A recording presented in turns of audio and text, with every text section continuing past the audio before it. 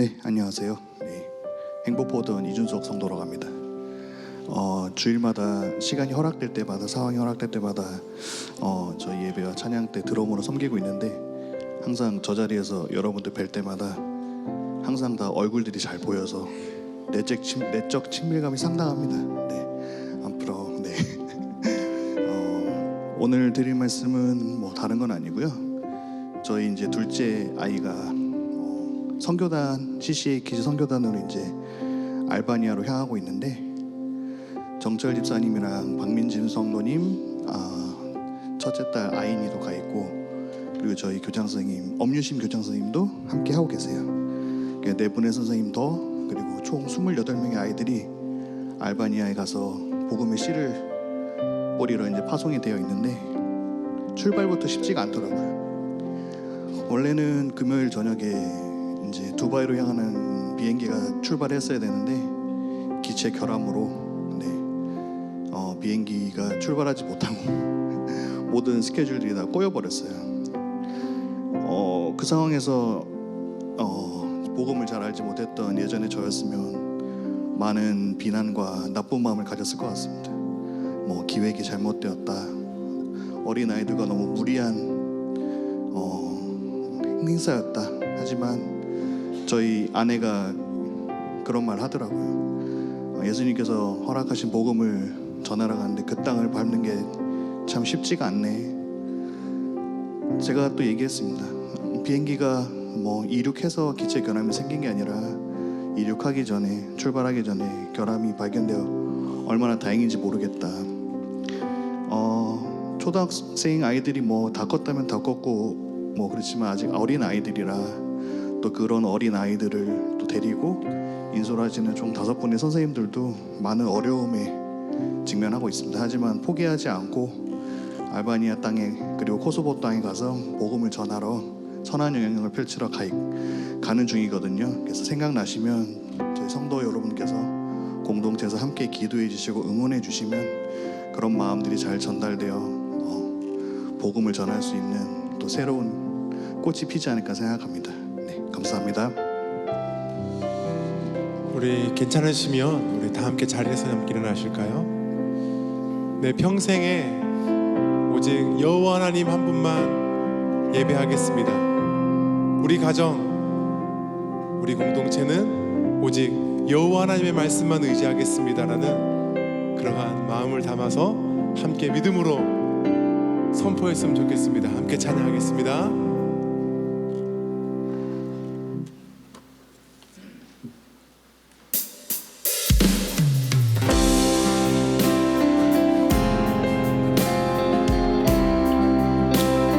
내 평생 사는 동안, 내 평생 사는 동안 주 찬양하리. 여호와 하나님 주를 찬양하리.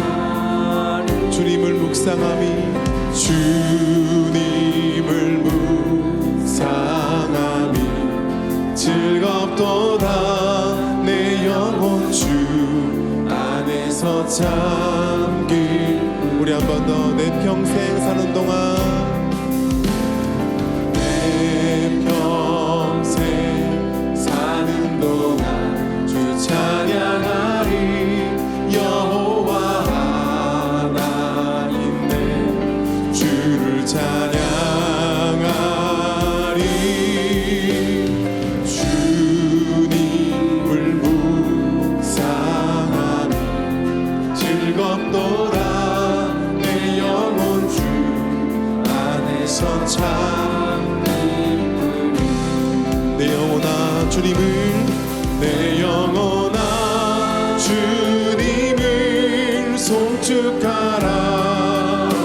내 영혼아, 내 영혼아 주님을 찬양하라. 내 영혼아, 내 영혼아 주님을 송축하라.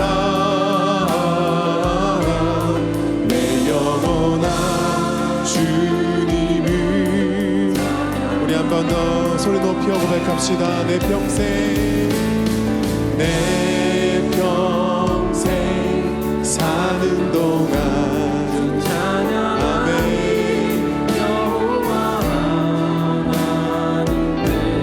주를 찬양하리 주님을 묵상함이 즐겁도다 참 기쁘리 내 영혼아 내 영혼아 송축하라 내 영혼아 찬양하라 내 영혼아 주님을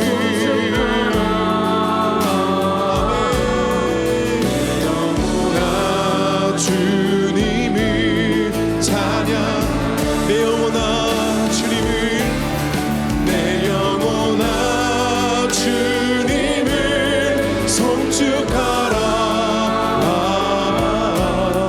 내 영혼아 주님을 찬양하라 내 영혼아 주님을 송축하라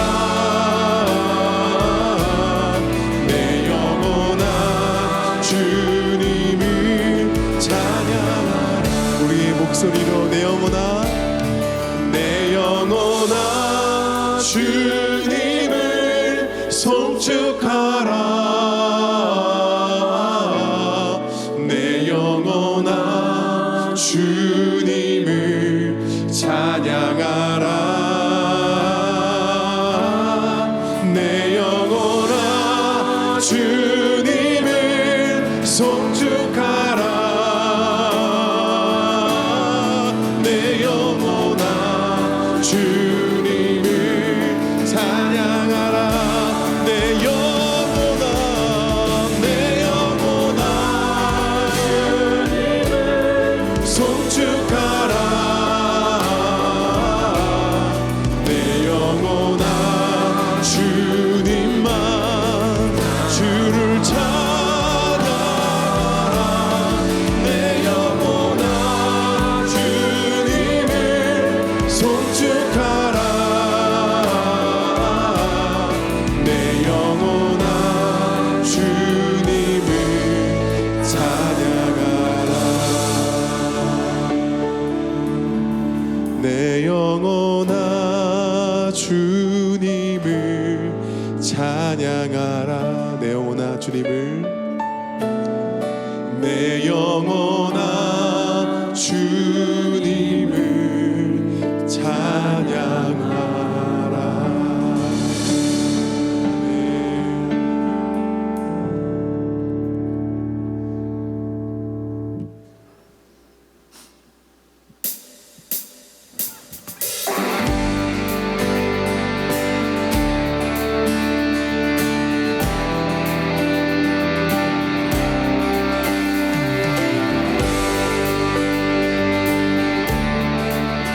우리 함께 이 시간에 주님의 이름만 높여드리기 원합니다.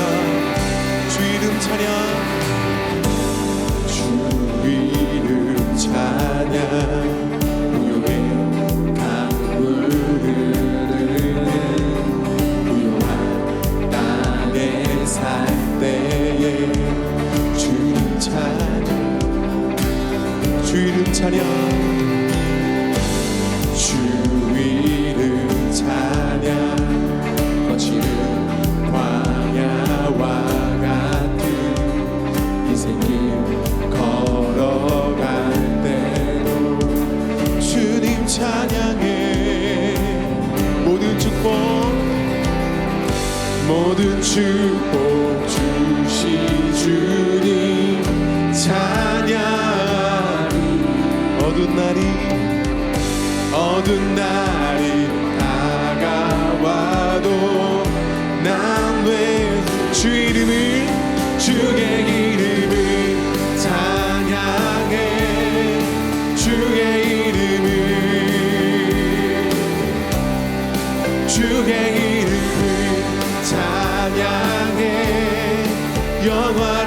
주 이름 찬양.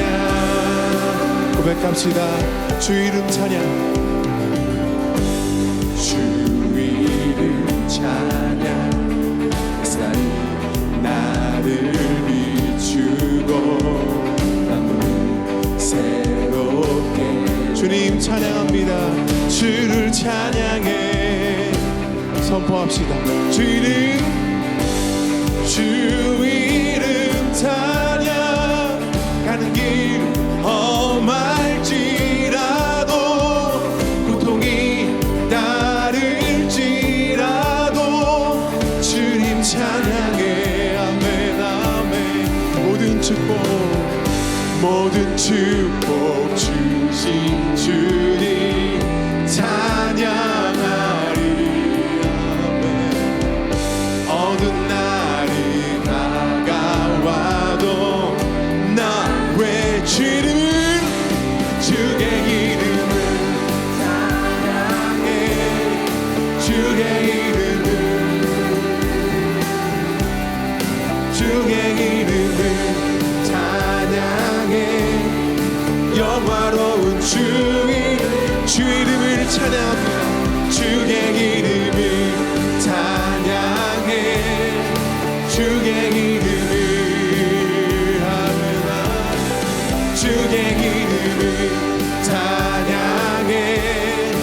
영화로운 주 이름 찬양. 주님은 주시며 주님은 주시며 주님은 찾으시네. 내 맘에 하는 말 주 찬양. 주님은 주시며 주님은 주시며 주님은 찾으시네. 내 맘에 하는 말 주 찬양합니다. 주의 이름을 찬양해. 주의 이름을 찬양해. 영화로운 주. 우리 한 번 더 주의 이름을 찬양합니다.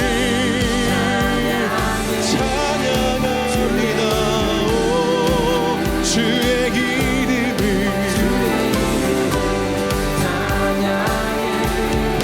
영화로운 주 이름 찬양. 주님 찬양합니다. 할렐루야.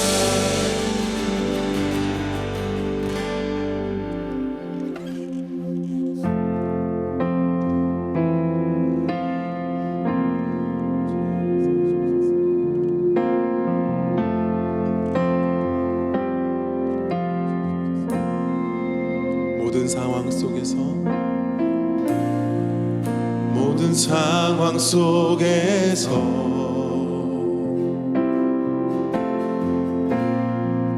주를 찬양할지라.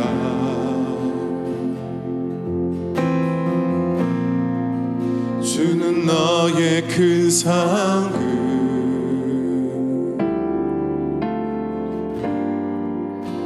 큰 도움이시라. 주의 얼굴 구할 주의 얼굴 구할 때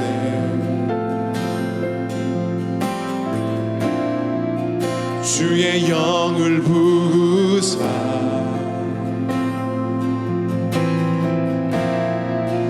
크신 사랑 안에서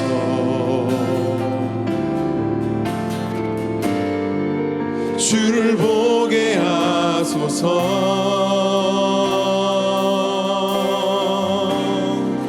내 영혼이 확정되고 확정되어 싸우니 믿음의 눈 들어 주를 바라봅니다. 내 영혼이 확정되고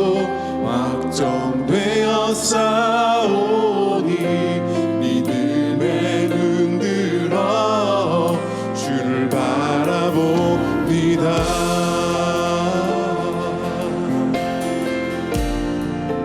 모든 상황 속에서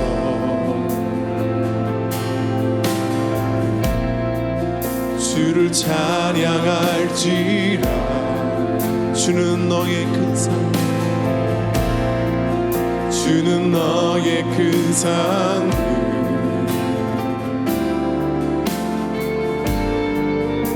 큰 도움이시라. 주의 얼굴 구할 때,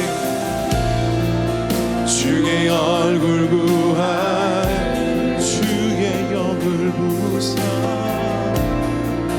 주의 영을 부, 크신 사랑 안에서, 크신 사랑 안에서 주만 바라봅니다. 아멘. 주를 보게 하소서.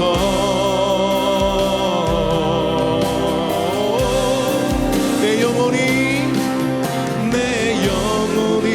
확정되고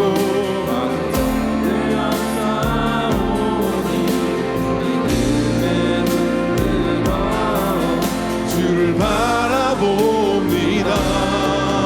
내 영혼이 확정되고 믿음의 눈으로 주를 바라봅니다.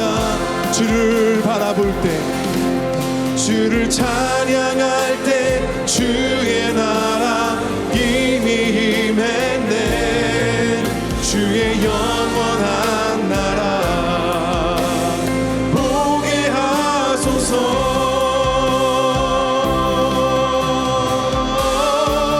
내 영혼이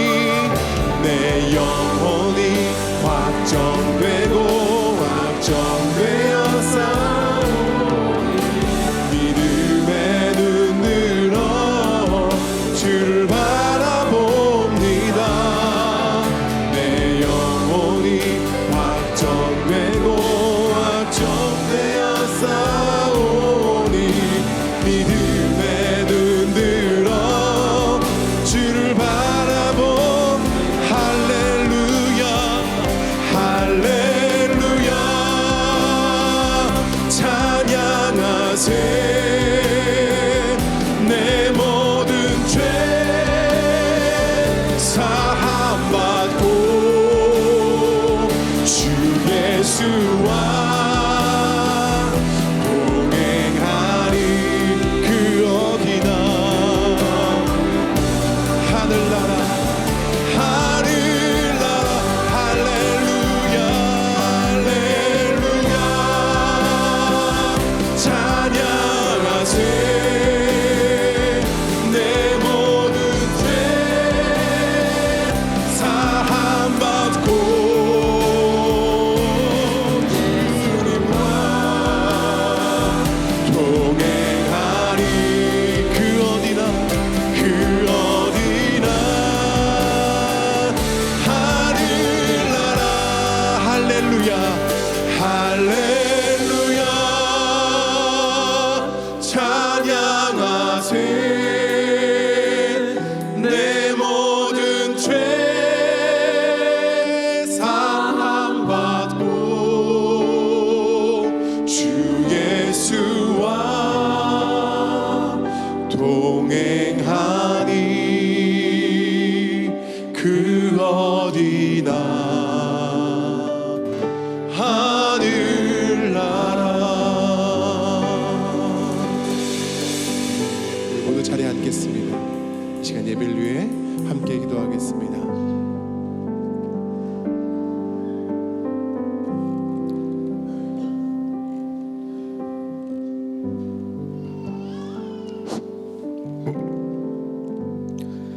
사랑이 많으신 하나님 아버지, 감사합니다. 유난히 분주하고 고단했던 지난 한 주간의 삶을 뒤로하고 오늘 이렇게 주님의 따뜻한 품으로 저희를 불러주시니 참으로 감사합니다. 오늘 저희는 10명의 나병 환자 중 오직 한 사람만이 주님 앞에 돌아와 엎드렸던 누가복음의 말씀을 묵상합니다. 주여 나를 불쌍히 여겨 주소서라고 울부짖었던 그 간절함이 치유받은 후에는 하나님의 영광을 돌리는 큰 목소리가 되었던 그 은혜의 감격이 오늘 우리의 예배 가운데 충만하게 하여 주시옵소서. 우리가 받은 은혜를 당연하게 여기지 않고 매 순간 주님께 돌아와 진심으로 감사하는 성숙한 예배자가 되게 하여 주시옵소서. 주님, 올해 우리 교회에 야다, 하나님을 알다, 복음을 알다 라는 귀한 표어를 주셨습니다. 우리가 단순히 머리로만 하나님을 배우는 것이 아니라 거친 세상 속에서 주님의 손길을 직접 만지고 경험하며 알아가기를 소망합니다. 치열한 삶의 현장에서 때로는 복음을 선택하는 것이 손해보는 것 같고 어리석어 보일 때도 있습니다. 하지만 주님, 바로 그 자리에서 우리가 하나님을 야다라고 고백하게 하여 주시옵소서. 고난 속에서 주님의 일하심을 목격하고 갈등 속에서 주님의 평화를 선택하며 절망 속에서도 복음의 소망을 붙드는 진정한 그리스도인이 되게 하여 주시옵소서. 아멘. 우리 삶의 매 순간이 하나님을 알아가는 거룩한 배움터가 되기를 간절히 기도합니다. 이 시간 묵묵히 교회를 세워가는 귀한 손길들을 위해 기도합니다. 이른 아침부터 주차장과 안내의 자리에서 찬양팀에서 그리고 다음 세대를 가리키는 교사로 섬기는 모든 성도님들을 기억하여 주시옵소서. 사람의 눈에는 보이지 않을지라도 주님의 그 마음의 중심과 수고를 다 알고 계시는 줄 믿습니다. 섬김의 자리가 비공과 의무가 되지 않게 하시고 주님을 향한 사랑의 고백이 되게 하여 주시옵소서. 남을 대접할 때에 주님의 기쁨이 그 영혼에 가득하게 하시고 찬양하고 봉사할 때에 주님 주신 신실한 위로가 그 가정과 생업 가운데 넘치게 하여 주시옵소서. 지금 미주 지역에서 주님의 복음을 전하시고 계신 김효세 성도님을 위해 기도합니다. 사역의 모든 여정 속에 성령의 불기둥과 구름기둥으로 함께하여 주시옵소서. 목사님의 입술을 통해 선포되는 말씀마다 잠자는 영혼이 깨어나고 낙심한 자들이 하나님을 다시 깊이 알아가는 역사가 일어나게 하여 주시옵소서.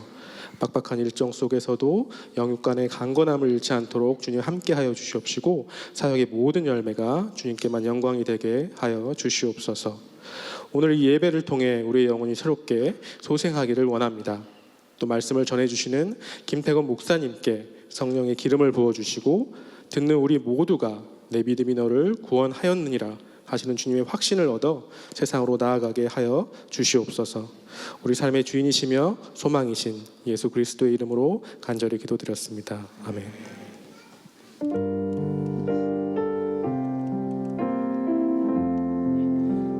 지금은 봉헌 시간입니다. 모두 자리에 일어나셔서 준비하신 예물 드리도록 하겠습니다.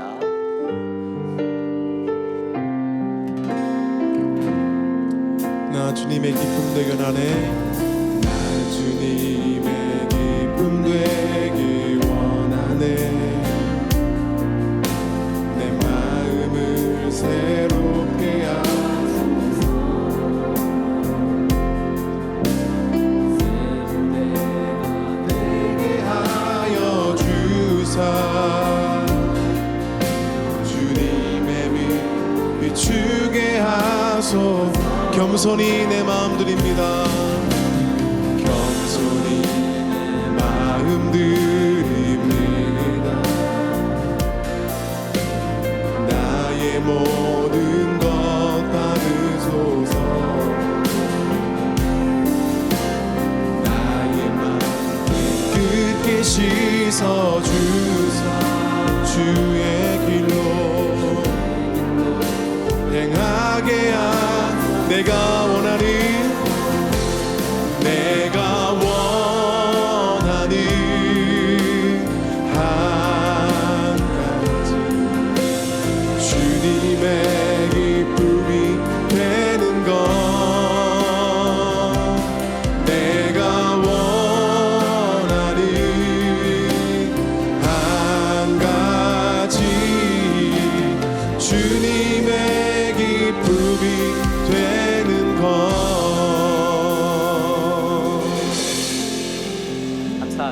자리에 앉아주시기 바랍니다.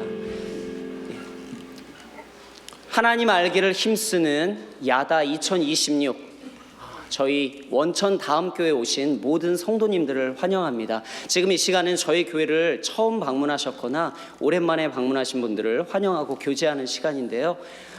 우선 제 앞자리에 오늘 말씀을 전해주실 김태건 목사님과 또 사모님이 저희 교회를 방문하셨습니다. 여기 계시네요. 잘 오셨습니다, 사모님 목사님. 그리고 제가 안내를 보다 보니까요, 저희 교회에 또 오랜만에 방문하신 우리 장명순 권사님 계신데요.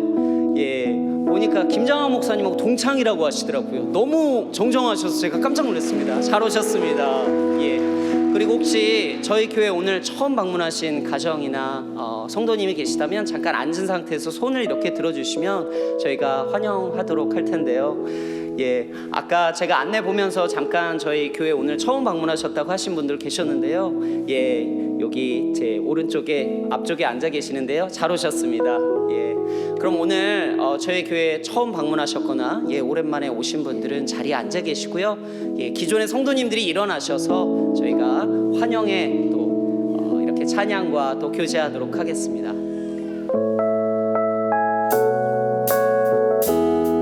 하나님의 사랑이 당신의 삶 가운데 가득하기를 축복합니다. 하나님의 은혜가 우리 가운데 가득하길 기도합니다. 좌우 앞뒤로 돌아보시면서 인사하겠습니다. 당신의 삶 가운데 가득하기를 축복합니다. 하나님의 은혜가 우리 가운데 가득하길 기도합니다. 가득하길 기도합니다. 가득하길 기도합니다.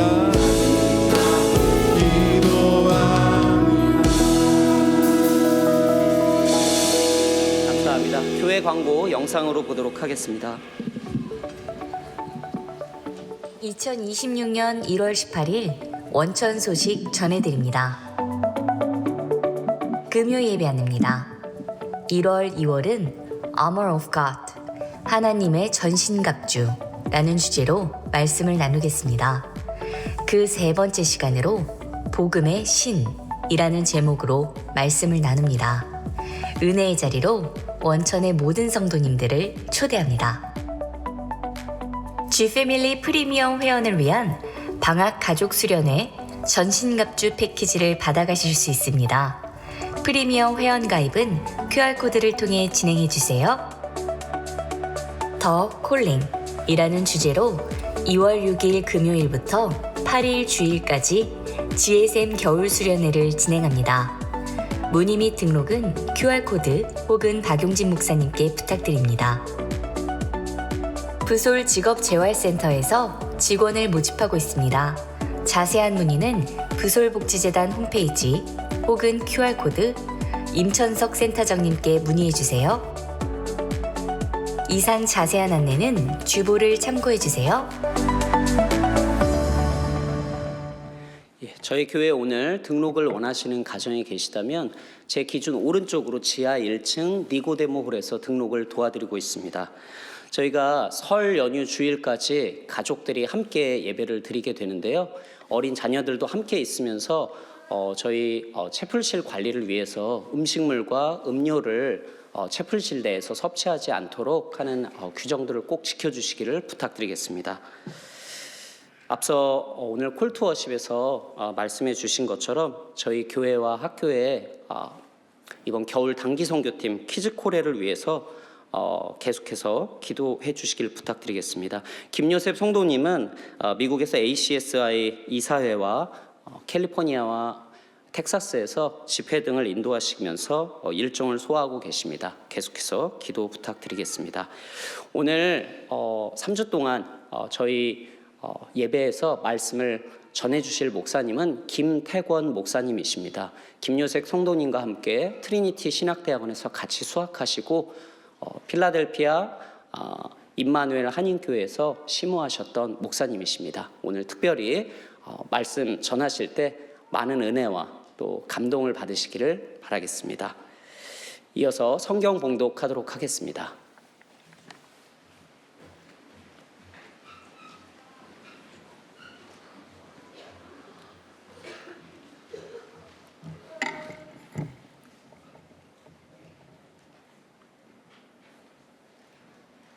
네, 오늘의 말씀은 누가복음 17장 11절부터 19절까지 말씀입니다. 한 절씩 교독하고 마지막은 합독하도록 하겠습니다. 예수께서 예루살렘으로 가실 때에 사마리아와 갈릴리 사이로 지나가시다가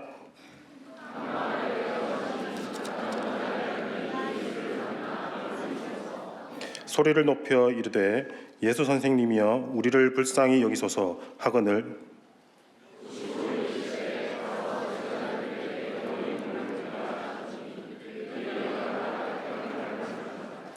그 중에 한 사람이 자기가 낳은 것을 보고 큰 소리로 하나님께 영광을 돌리며 돌아와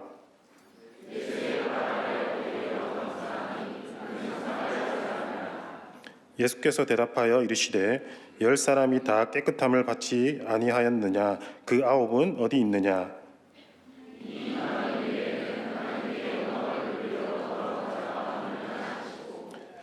그에게 이르시되 일어나 가라 내 믿음이 너를 구원하였느니라 하시더라. 아멘.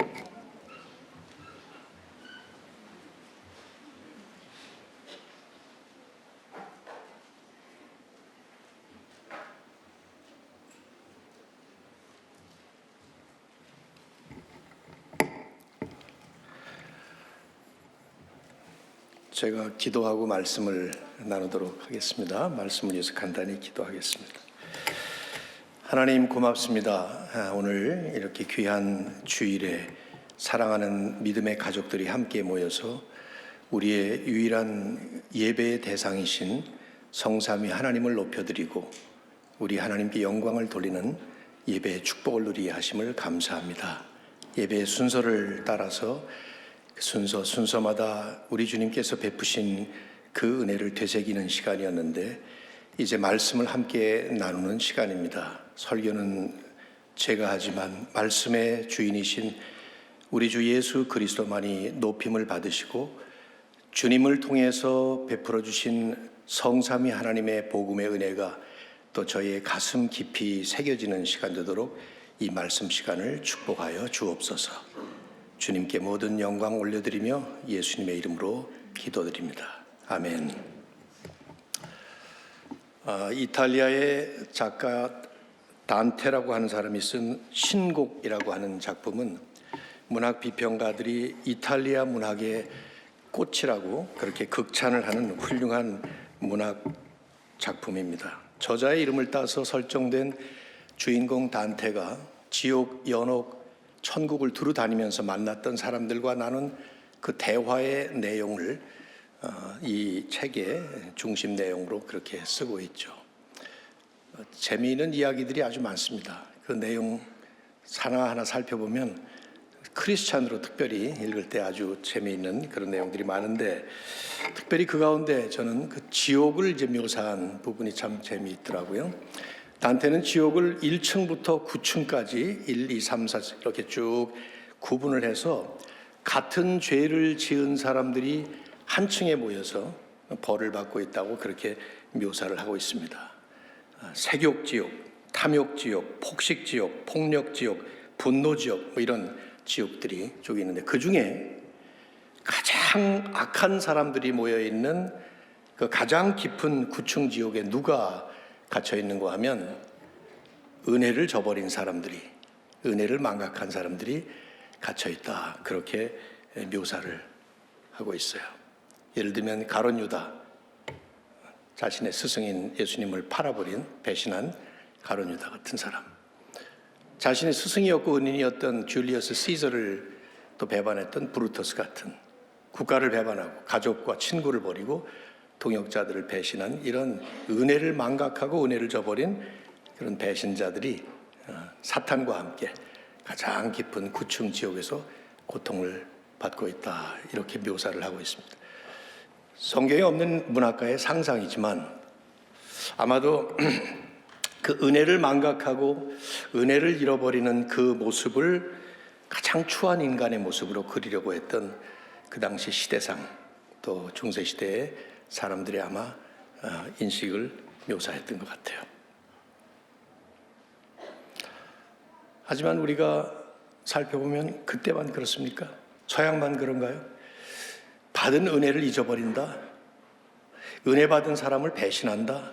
아마 이것은 동서고금을 막론하고 어느 시대, 어느 문화권, 어느 나라에나 다 여전히 그렇게 해당되는 얘기 같아요. 그래서 우리말에도 배은망덕이라는 말을 쓰면 아주 그 사람을 향한 가장 최악의 모욕적인 욕이 아마 되는 것 같습니다.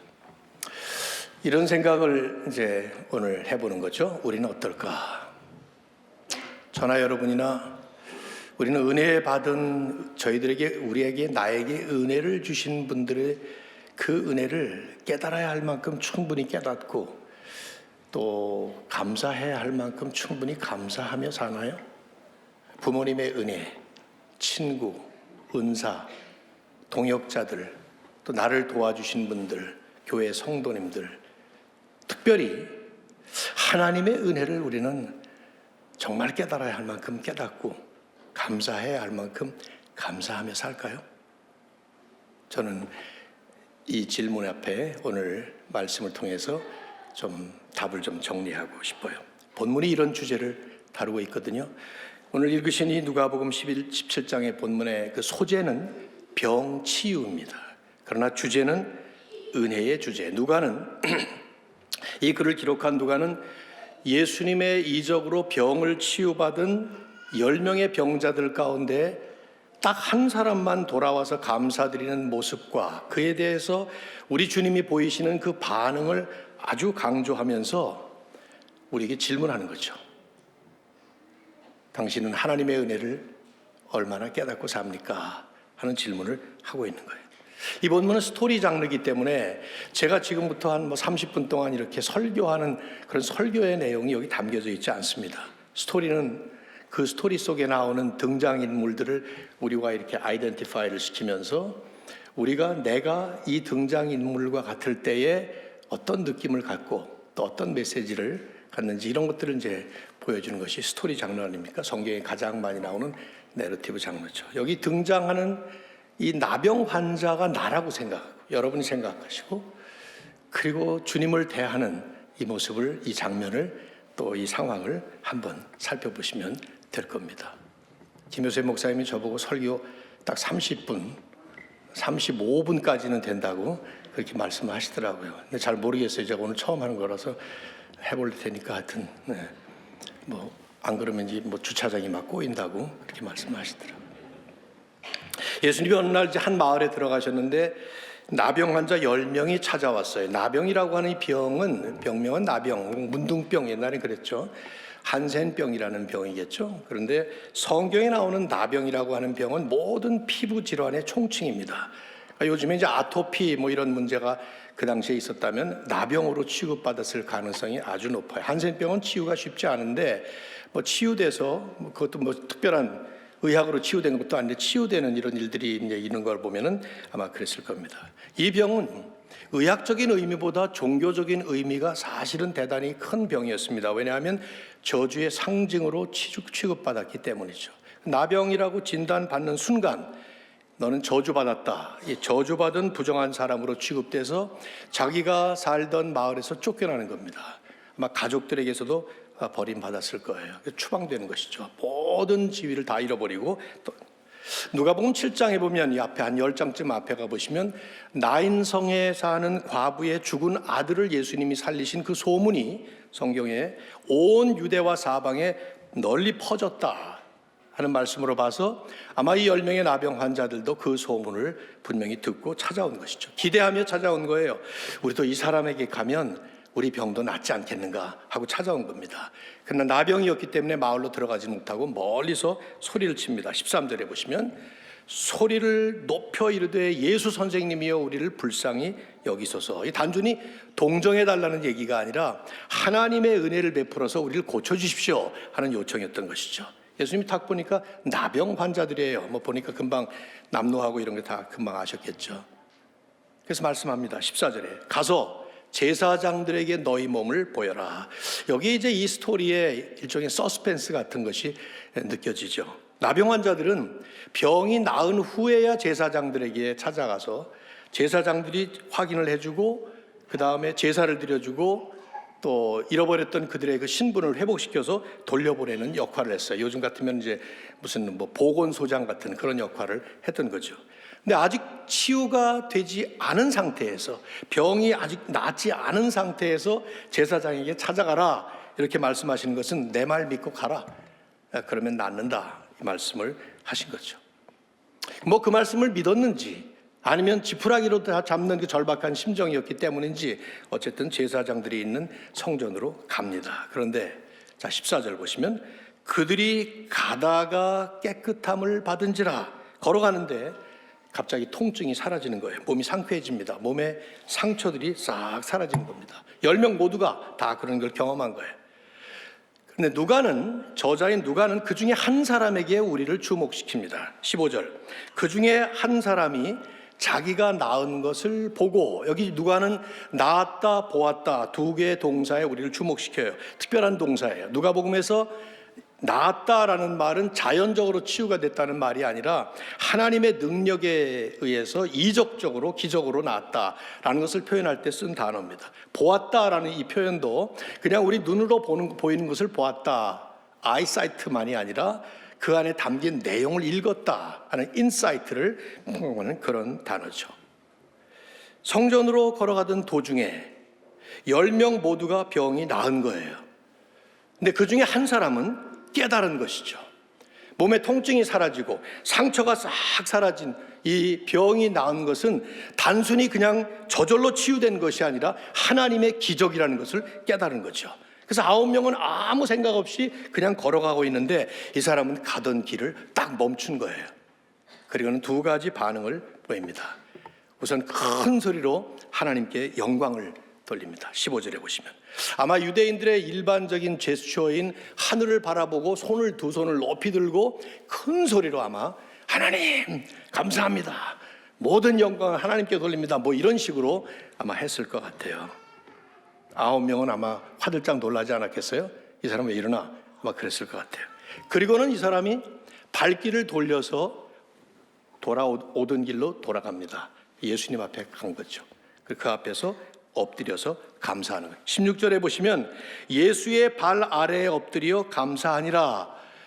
좀 전에 즉각적으로 하나님께 영광을 돌릴 때는 큰 소리로 돌렸다 하고 누가가 썼는데 여기는 그냥 그 말이 없는 걸 보면 아마 예수님 앞에 돌아와서는 그 앞에 엎드려서 조용하게 흐느끼면서 감사했던 것 같아요. 이 담겨져 있는, 암시되어 있는 것이죠. 우리도 너무 고마우면 말 못하잖아요. 그냥 흐느끼면서 감사 표현을 할 때가 얼마나 많습니까? 진짜 감사할 땐 그런 거죠. 이 사람은 깨달은 거예요. 저절로 병이 나은 게 아니라 하나님의 이적이었고, 이 이적은 방금 자기들에게 가서 제사장에게 가라라고 말씀하셨던 그 예수라는 분에 의해서 일어났다는 것을 깨달은 것이죠.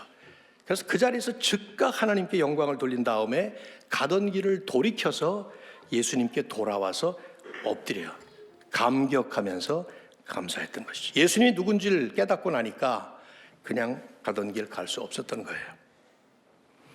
바로 이 시점에 나라이터인 누가는 한마디 폭탄 선언을 합니다.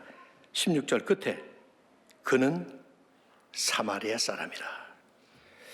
참 우리말 성경을 절보고 번역하라면 이 끝에 느낌표를 한 3개 정도 이렇게 찍어서 그는 사마리아 사람이더라, 뭐 이러는 거예요. 마치 이제 미스터리 소설이나 드라마 같은 걸 보면 중요한 인물의 정체를 밝히지 않다가 아주 중요한 결정적인 순간에 짜잔 하고 나타나는 뭐 그런 거 비슷한 거죠.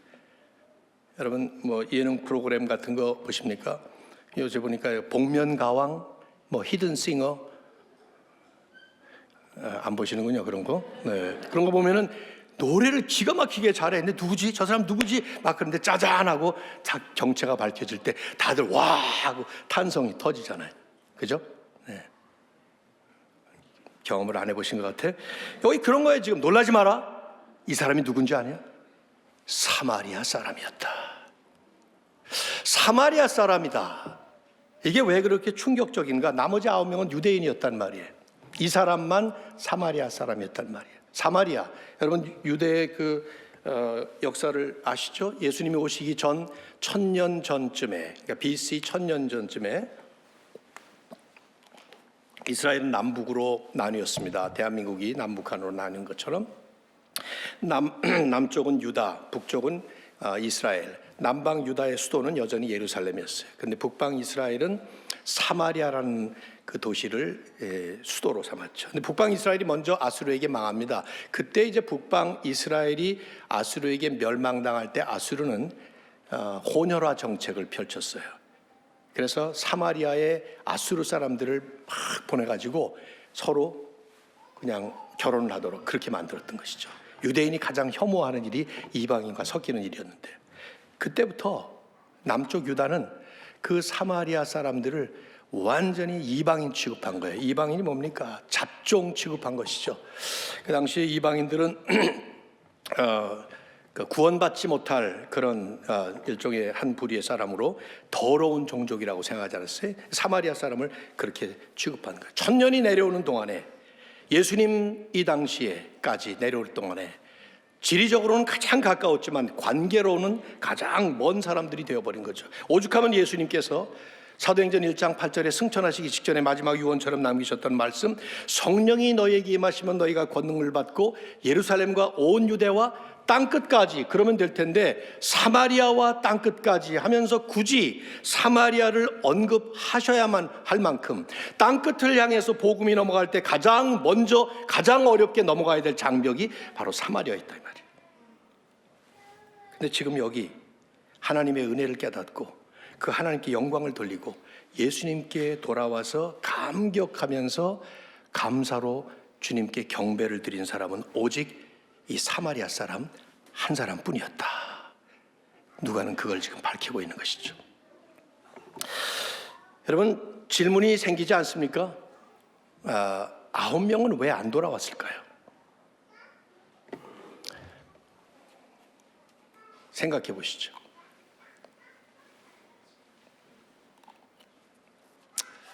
생각하셔도 여러분이 저에게 답을 하실 기회가 없으니까 제가 3가지 옵션을 드릴 테니까 그 중에 하나 분명히 답이 있을 겁니다. 첫째, 9명은 자기가 병이 나은 것을 몰랐다. 그랬을 수 있죠. 아마 그런 것 같아요, 처음에는.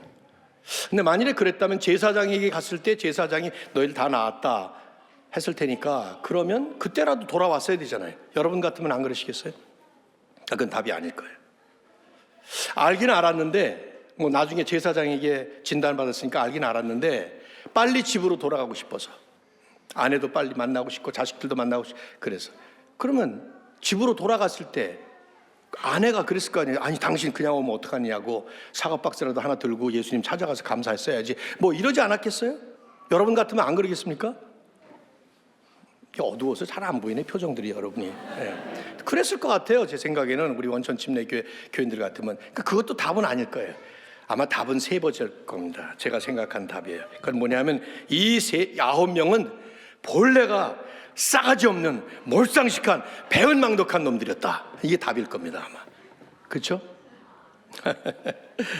모르죠. 어떻게 합니까? 제가 그냥 그렇게 생각한 것 뿐이지 몰라요. 누가가 밝히고 있지 않아요. 중요한 게 이거죠. 똑같이 병치유를 받고 똑같이 이적을 경험했고 똑같이 하나님의 은혜를 경험했고 그래서 감사의 동기를 똑같이 가졌음에도 불구하고 한 사람은 돌아와 감사하며 경배했는데 9은 배은망덕하게 그냥 돌아오지 않았다. 분명히 나름대로 다 각각 9명이 이유가 있었을 텐데 누가는 9명이 돌아오지 않았다라는 그 이유에 대해서 침묵하면서 상관없다는 듯이, 다만 9명은 돌아오지 않았다라는 그 사실과 그것은 잘못이었다라는 라는 것을 다음 예수님의 반응을 통해서 아주 분명하게 밝히고 있습니다. 자, 17절과 18절을 한번 다 같이 읽어보시죠. 17, 18 연속해서 시작.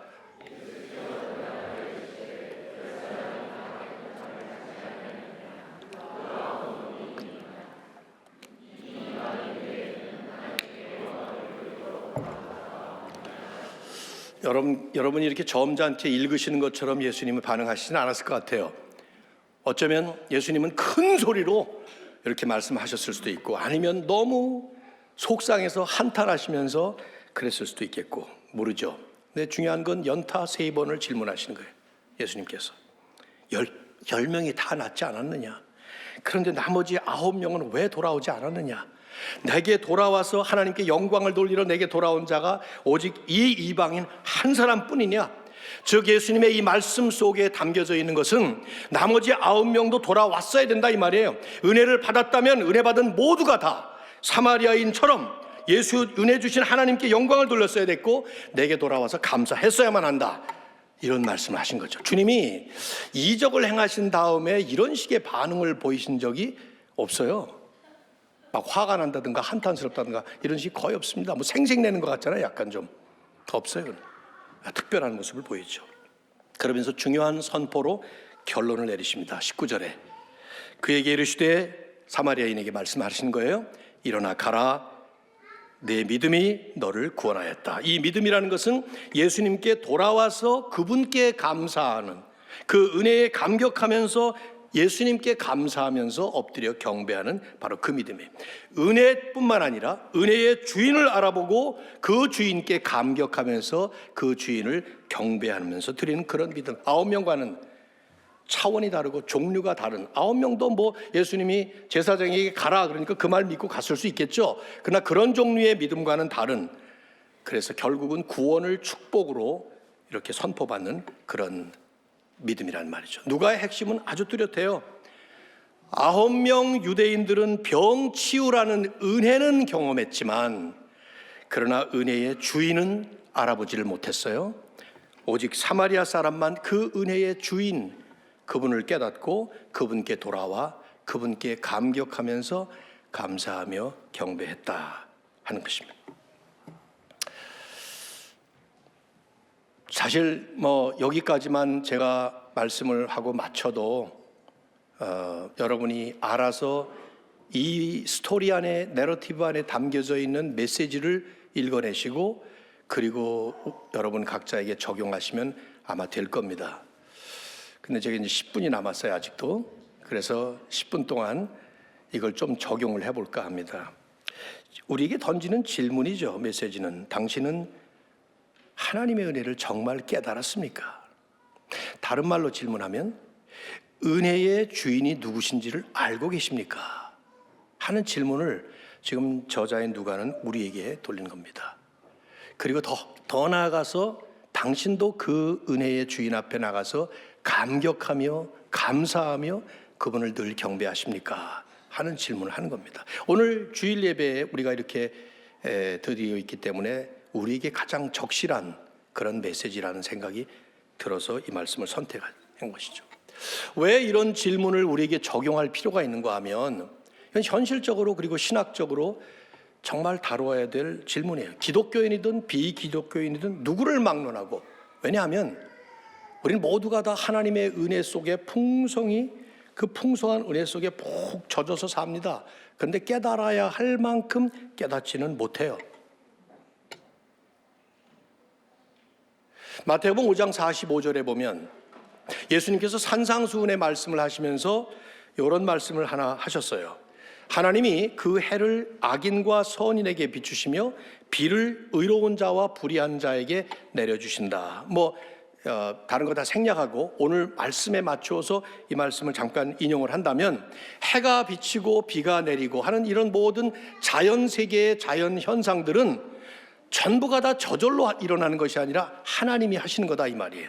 하나님이 해를 비치시고 하나님이 비를 내리시는 거예요. 누구에게나 다. 그래서 우리는 조직 신학에서 우리는 이거 신학적인 용어로 일반 은혜, common grace of God 이런 표현을 씁니다. 자, 그런데 그런 은혜 속에 살아가는 우리 모두, 그리스도인이건 비그리스도인이건 누구를 막론하고 그걸 정말 깨닫고 살까요? 이게 하나님이 주시는 은혜라는 걸 우리가 깨달으며 삽니까? 아마 안 믿는 분들은 자연현상이라고 얘기할 거예요. 과학적인 설명으로. 우리 믿는 사람들은 하나님의 은혜지라고 이론적으로 신학적으로는 알고 있을지 몰라도 정말 몸으로 실제로 그것을 깨달으며 살지는 못합니다. 여러분, 이어령 박사가 참 잘 말씀하셨잖아요. 우리의 모든 생각들이 언어로 표현되는 것이다. 언어라는 것은 생각을 반영하는 것이다 하는 건데 맞다고 생각해요. 여러분, 비가 오고 해가 비칠 때마다 뭐라고 얘기합니까? 여보 오늘 아침에 오늘 날씨 어떻대? 이렇게 물으면 아마 제 아내나 저나 서로 말을 오늘 날씨 좋대, 오늘 비 온대, 오늘 해 난대, 뭐 이렇게 말하죠. 근데 이거 전부 다 잘못된 거 아닌가요? 뭐라고 얘기해야 원칙이에요? 오늘 하나님이 은혜의 단비를 내려주신대, 그래야 되잖아요. 오늘 주어가 하나님이 돼야 되잖아요. 오늘 하나님께서 좋은 날씨를 주신대, 주어를 하나님으로 쓰고 말해야 되잖아요. 근데 그렇게 말하는 순간 약간 신천지 같지 않아요? 이단 같지 않냔 말이죠. 우리한테 익숙하지가 않아. 그죠? 여러분은 어떻게 뭐 가정에서 그렇게 말씀하시는 분도 계실는지 모르지만 오늘 아침만 해도 글쎄 제 아내가 오늘 여보 오늘 춥대? 아니 안 춥대, 괜찮대, 뭐 날씨 영상이래, 이렇게 말했지 하나님께서 오늘 춥지 않은 날씨를 주셔서 너무 감사한 날이야 뭐 이렇게 말하지 않았어요. 저도 목사인데 이 설교를 하는 저도 말이죠. 왜? 우리는 진짜 몸으로 이게 다 하나님, 은혜의 주인이 하나님이라는 사실에 대해서 사실은 대단히 무감각하게 그렇게 매일 살아갑니다. 세균과 질병이 들끓는 세상에서 살면서 이렇게 건강하게 지금 우리는 있습니다. 저보다 연세 높으신 분들도 계시지만 저도 이제 70일 훌쩍 넘었는데 건강하게 이렇게 여러분 앞에 서서 뭐 제가 다음 순간에 어떻게 될지 모르죠. 다음 주에 제가 다시 온다는 보장이 없어요. 목사님들 중에 누가 설교 준비하셔야 될 거야 아마. 어쨌든 이렇게 이거 하나님 은혜 아닌가요? 뭐 제가 뭐 건강 관리를 잘하고 뭐 이래서 전 건강 관리 숨쉬기 운동밖에 안 하는데 하나님의 은혜 아닙니까? 이렇게 살아 있다는 거. 코로나가 지나갔어요. 그런데 우리는 살아 있어요 아직도. 뭐 돌아가신 분들이 은혜 못 받았다 그 뜻이 아니에요. 그건 하나님의 섭리라고 우리는 모르죠. 근데 어쨌든 as far as I'm concerned, 저에게 대해서는 나는 은혜 입은 자 아닙니까? 그러면 이 은혜의 주인이 하나님이면 내가 절감하고 사느냐 이 말이에요. 자동차의 홍수 속에 우린 살아갑니다. 근데 그런 가운데서 오늘도 저는 오산에서 여기까지 무사히 사고 없이 왔어요. 내 운전 실력이 좋아서 하나님의 은혜죠. 그래서 이 충격적인 어떤 사고를 만나면 그냥 깜짝 놀라면서 하나님이 나를 보호하셨구나 뭐 이런 걸 깨닫기는 해요. 한 5년 전에 제 아내는 미국 캘리포니아에서 차를 몰고 혼자서 고속도로에서 가다가 그 트럭, 제일 큰 트럭 있잖아요. 바퀴 한 18개 달린 거, 그게 오른쪽에서 치고 들어왔어요. 그러니까 차가 완전히 다 깨졌는데 아내는 다친 데 없이 하나님의 은혜 아니에요? 그래서 돌아온 아내에게 제가 안 하던 짓을 했어요. 끼어안고 하나님께서 이렇게 살려주고 너무 고맙다고. 그 덕분에 이제 새 차를 사긴 샀습니다. 보험료를 많이 줘가지고 그래서 이렇게 돈 벌지 말자 제가 그런 말도 했지만은 그러고 나서 뭐 매일 그냥 저녁마다 아내가 돌아오면 제가 오늘도 무사히 이렇게 요거 한 6개월 정도 갑니다. 그 다음에 이제 약발이 떨어져요. 지금 이런 설교를 하려니까 생각이 나지 5년 전 일이에요. 지금 까마득한 옛날이에요. 몰라요. 오늘도 무사히 운전했다면 하나님께서 내 운전때만이 아니라 상대방의 음주운전자가 오는 것도 부딪히지 않게 막아주셨을 텐데 이거 우리 못 느끼고 그냥 삽니다. 러시아와 우크라이나가 전쟁, 아직도 계속 전쟁 중이에요. 저는 이북에서 고향이 이북이라 뭐 태어나긴 서울에 태어났지만 우리 가정이 다 누님까지 다 이북이라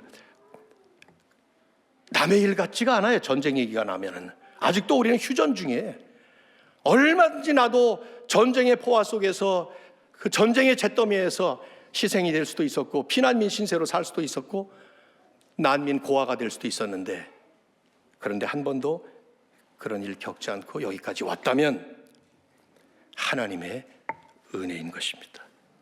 근데 얼마나 이걸 깨닫고 살까요? 극단적인 얘기를 꼭 해야 됩니까?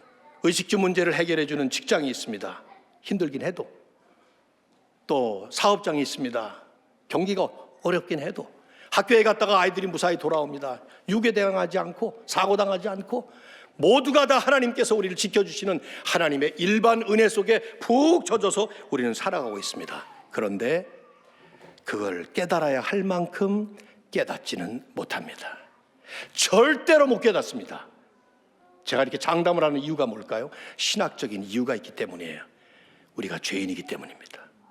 우리 안에 뿌리 깊이 박혀있는 그 죄가 하나님의 은혜의 족적이 가득한 세상 속에 살아가면서도 그걸 보지 못하게 하고 느끼지 못하게 합니다. 바울이 그런 말을 했어요.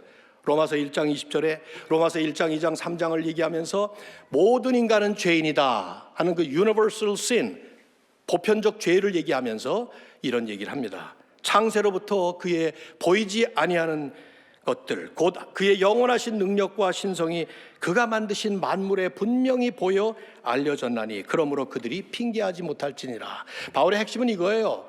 안 믿는 사람들이 하나님 앞에 딱 섰을 때 난 당신의 증거를 못 보았기 때문에 안 믿었어, 이렇게 핑계 못한다는 거예요. 왜? 하나님의 증거가 온 피조물 세계에 가득해요. 그의 영원한 능력과 신성, 그 은혜로운 divine nature, 하나님의 그 은혜로운 신성이 가득 있단 말이에요. 좀 아까 말씀드렸던 비, 해, 뭐 이런 자동차 사고 이런 모든 걸 포함해서 가득한데 바울의 핵심, 그걸 우리는 못 본다는 것이죠. 왜? 죄 때문에.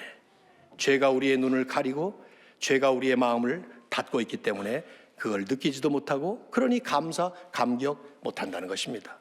9명의 유대인들이 병 치유라는 은혜는 입었음에도 불구하고 그 은혜를 베푸신 하나님, 은혜를 베푸신 예수님을 깨닫지도 못하고 감사하지도 않고 영광을 돌리지 않았던 것은 그 사람들이 특별히 싸가지 없는 배은망덕한 사람이었기 때문이 아니라 바로 우리의 모습을 그대로 지금 투영해 주고 있는 것이죠. 내 안에 뿌리 깊은 죄성이 저절로 하나님의 은혜를 깨닫지 못한 거예요. 감사는 더더군다나 못한 것이죠. 그래서 예수님께서 오셔야만 했던 것입니다.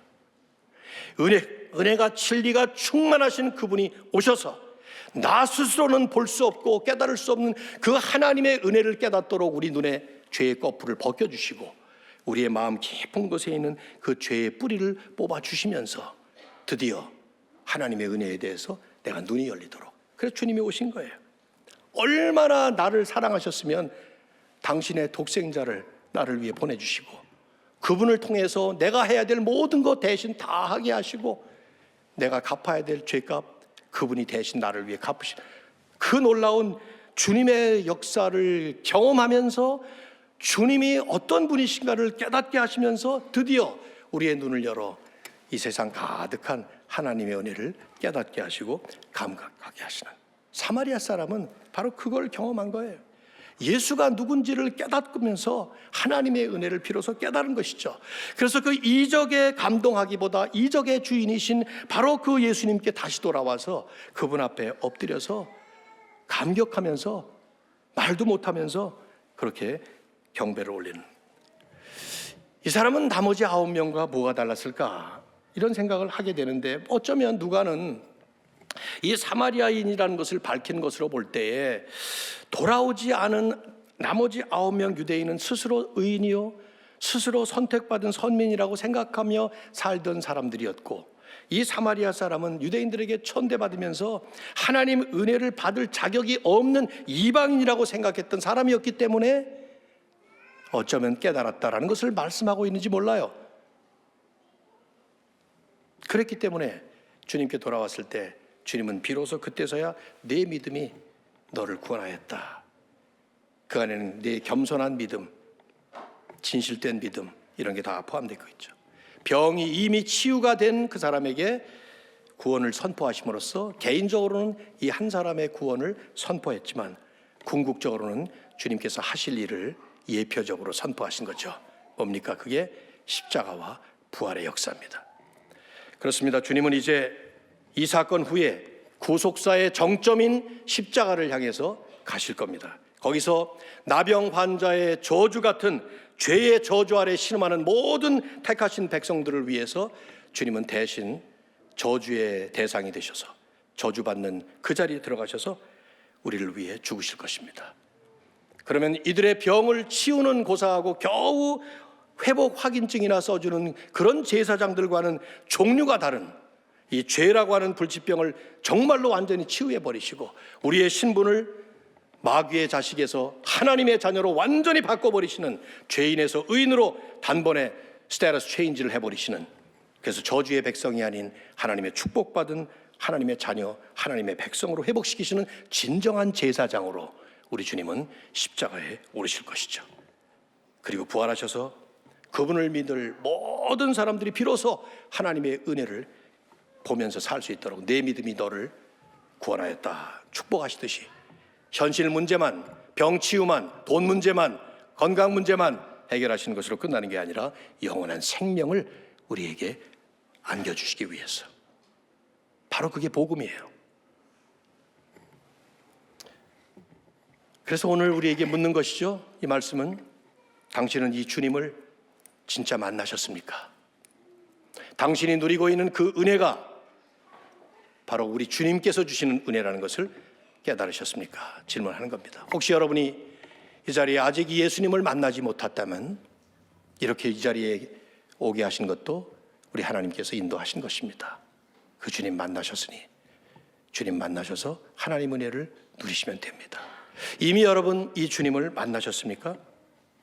그렇다면 이 주님 통해서 깨닫게 된 그 하나님의 은혜에 날마다 감격하면서 그분 앞에 나와서 그분을 경배하는 이 사마리아인처럼, 그것이 바로 구원받은 성도요, 은혜 입은 성도의 모습인 것입니다. 그렇게 되면 우리는 시편 기자가 시편 19편에서 고백하는 것처럼 하늘이 하나님의 영광을 선포하고 궁창이 하나님이 그의 손으로 하신 일을 나타내는도다. 하늘을 바라봐도 하나님 은혜, 해가 뜰 때도 해가 질 때도 그런 감격으로 우리는 살아가게 되는 것이죠. 여러분, 신앙생활은, 한마디로 신앙생활은 감격을 누리면서 그 감격을 예배로 표현하는 것이 신앙생활이에요. 여러분이 지금 이렇게 주일 아침에 오셔서 예배 드리는 이건 뭡니까? 우리가 뭐 살면서 부족한 것이 있어서 하나님께 이거 주세요, 하나님 이거 해결해 주세요, 문제 해결을 위해서 나올 수 있죠, 이 사마리아 사람들처럼. 그런데 그 핵심과 본질은 어디에 있을까요? 그 은혜를 이미 우리는 누리고 있어요. 일반 은혜를 누리고 있고, 예수님 믿으셨다면 이제는 특별 은혜까지 누리게 되신 것입니다. 그러면 우리의 이 예배의 목적은 뭡니까? 이것은 그 주신 은혜에 감격하면서 살아가는 것입니다. 세상에서 우리가 누리는 그 감격의 순간들이 얼마나 많습니까? 그런데 그 모든 세상에서 경험하는 감격의 경험들은 전부가 다 일시적인 짧은 반짝 감격에 불과해요. 그런데 예수님께서 우리에게 주신 건 그것과는 비교도 할 수 없는 가슴 벅찬 영원한 감격의 놀라운 사건을 일으키신 것이죠. 하나님의 아들 예수께서 나를 위해 이 땅에 오시고 여러분을 위해서 십자가에서 죽으시고 그리고 부활하셔서 지금 우리와 함께 지금 동행하시면서 가고 있단 말이에요. 만일에 이런 복음의 내용을 진리로 머리로는 알고 있는데 그 복음의 진리가 가슴 속에서 분출시켜야 될 은혜의 감격 없이 그냥 살아가고 있다면 자칫하면 우리는 진정한 신앙인의 삶이라기보다는 율법적 종교인으로 살아가고 있을지도 모릅니다. 제 경험 하나 얘기하고 말씀 마치겠습니다. 미국 시민권을 저는 2번을 받았어요. 80년에 미국에 이민을 가서 벌써 45년이 넘었는데, 가족 이민을 갔기 때문에 84년도에 이제 시민권을 받았고 12년 미국 살다가 한국으로 다시 영주 귀국을 했어요. 그때 여러 가지 이유 때문에 시민권을 포기하고 돌아왔습니다, 아내와 저는.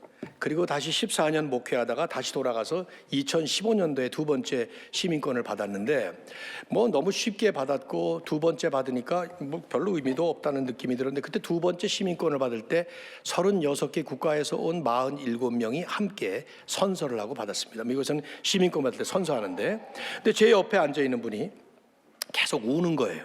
흑인 아주머니가. 아마 사정이 있었겠죠. 불법 체류자로 오래 있었던지 고향에 있는 가족들을 데리고 오고 싶었는데 오랫동안 아마 시간이 걸렸던지, 어쨌든 너무 감격스러워서 울기 시작하는 거예요. 계속 웁니다. 그러더니 선서할 때 결국은 말도 못하고 흐느껴 울다가 자리에 앉아서 제가 어깨를 이렇게 두드려 드렸습니다. 근데 그 순간 제게 들어온 생각.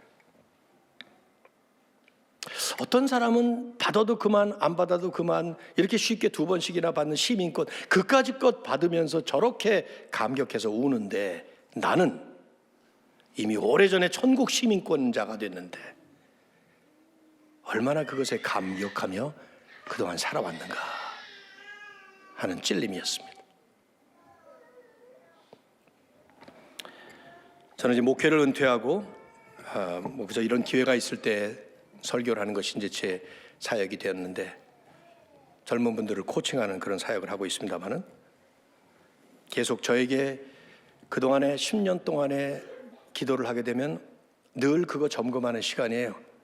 나는 얼마나 하나님의 은혜에 감격하며 내게 은혜 베푸신 주님의 은혜를 감사하며 살고 있을까. 그래서 저의 이제는 모토가 된 성경은 고린도전서 15장 10절 그 구절입니다. 여러분 함께 같이 읽어볼까요? 다 같이 시작.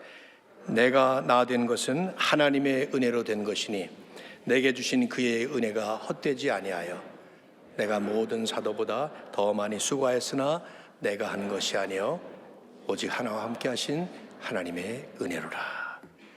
사랑하는 성도님들의 삶 속에 이 은혜의 주인이신 우리 주님이 높임을 받으시기를 예수님의 이름으로 축원합니다. 하나님 고맙습니다. 오늘 귀한 주일 예배에 은혜가 무엇인지, 아니 은혜의 주인이 누구신지, 그것이 얼마나 감격스러운 우리에게 주신 축복인지 감당할 수 없는 자격 없는 저희가 어찌 예수 그리스도를 통해서 이런 귀한 은혜를 받았고 그 주님이 나의 주님이 되셨는지 가슴속에 새기면서 나아갑니다. 주님, 예배 마치고 돌아가는 우리의 모든 발걸음과 삶이 오직 주님께만 영광 돌리는 은혜의 삶이 되도록 인도하여 주시옵소서. 예수 그리스도의 이름으로 간절히 기도드립니다. 아멘.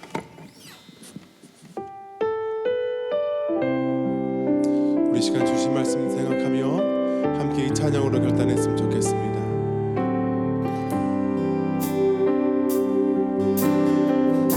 어둠 속 헤매던 내 영혼 갈 길 몰라 방황할 때에 주의 십자가 영광의 그 빛이 나를 향해 비춰주셨네. 주홍빛보다 더 붉은 내 죄 그리스도의 피로 씻기어 완전한 사랑 주님의 은혜로 새 생명 주께 얻었네. 은혜 아니면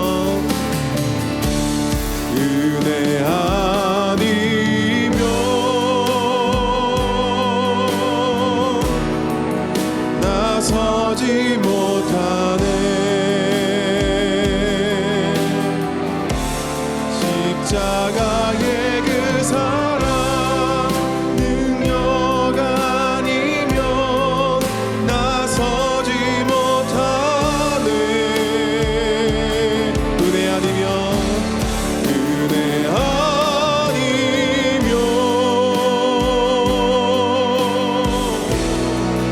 나서지 못하네.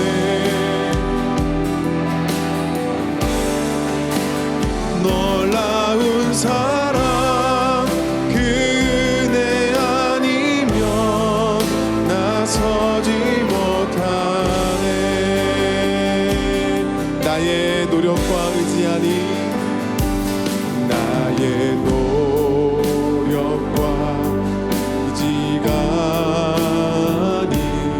오직 주님의 그 뜻 안에서 의로운 자라 내게 말씀하셨네. 완전한 주. 우리 시간 다 같이 일어나서 고백하겠습니다. 은혜 아니면